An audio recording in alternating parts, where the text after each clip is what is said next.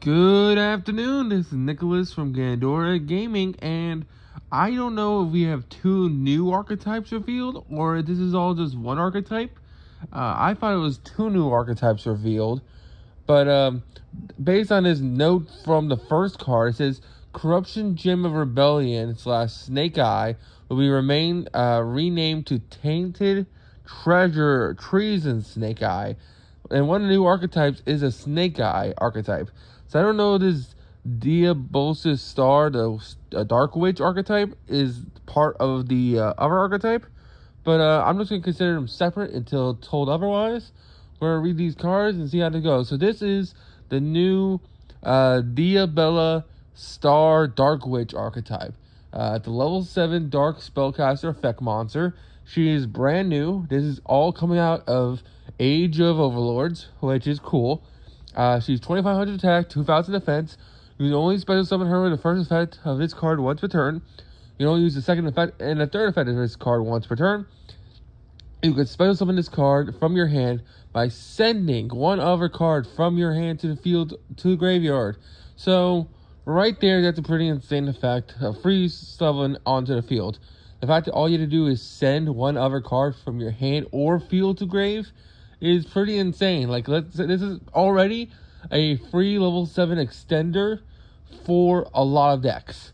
Like, for example, if let's say you were playing Kashtira, you can literally just send the field spell away, special summon this card.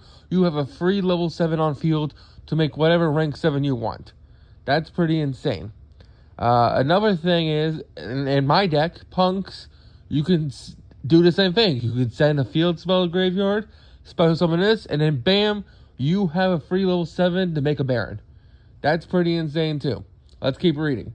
If this card is normal or special summon, you can set one Tainted Treasure spell/trap directly from your deck. If this card is sent from your hand or field to graveyard during your opponent's turn, you can send one card from your hand to field to graveyard if you do special summon this card. So overall, already a very, very interesting card. You want to keep Diabellestarr, the Dark Witch, on field, but worst comes to worst, you can literally just play her as a free level 7 extender if you really want to. There's nothing locking you out of any cards. She is just a free 2500 beat stick, which is pretty insane. Next card, the Tainted Treasure Hunter Fiend. It's a quick play spell. You're going to use the effect of this card once per turn. You can add one Diabellestarr monster from your deck to hand or graveyard to your hand, so that's already cool. So not only is it a Rhoda, but it also adds from grave. During your main phase, you can banish this card from your graveyard. Target one of your Tainted Treasure spells/traps that are banished or in your graveyard, except Tainted Treasure Hunter Fiend. Place it on the bottom of the deck and then draw one. So not only is it a Rhoda, but in graveyard you can banish it to then draw a card, which is pretty insane. The third card, we have Tainted Treasures of Doom Lucia. Quick play spell card. You can only activate this card once per turn. Target one level 7 or higher spellcaster you control. Apply these effects in sequence. That face-up monster is unaffected by your opponent's monster's effects this turn, but send it to the graveyard during the next standby phase of the next turn. All face-up monsters opponent controls loses attack equal to that monster's attack. If any of those monsters are reduced to 0, destroy it. That's a pretty insane effect. Imagine just being like, cool, all your monsters are 0 now, and I'm blowing them all up. That's a pretty insane effect. I can definitely see a really cool, like, mini engine for this deck. Because I can definitely, these cards seem interesting.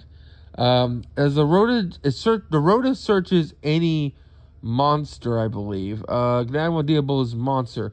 So this spell card doesn't seem searchable, because I don't think the main monster does. Oh no, the main monster sets it. So you can literally go Rhoda for the main monster special summon by sending like a field spell or something to the graveyard.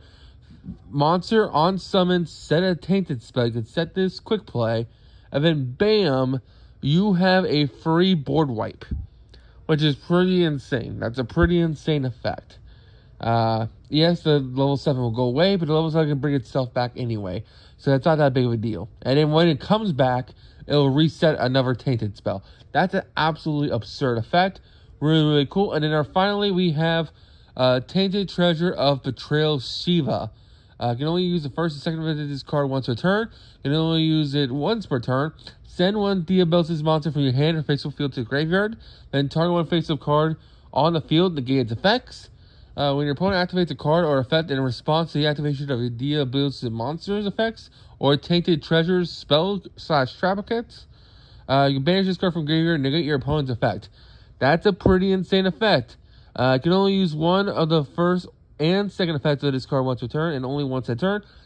Does that mean you can activate both effects? If so, that's pretty insane. All this card seems like a really, really cool mini engine. I know it's going to get more elaborate once more support comes out, but for these 4 cards, the 2 spells, the monster, and the trap, I could definitely see this and play in some like really, really cool engines, especially for Kashtira. Just because it's a level 7. It's a free level 7. That's kind of insane. Anyway, I hope you all enjoy. Don't do anything stupid. Next video, which is coming out in like 10 minutes, we'll be going over the new Evil Eye archetype, the Evil Snake archetype. So I think these archetypes are separate, just based on how I'm reading them. We'll find out. But for now, I think they're separate. This archetype seems really, really cool. Hope you all enjoy. See you all next one. Bye-bye.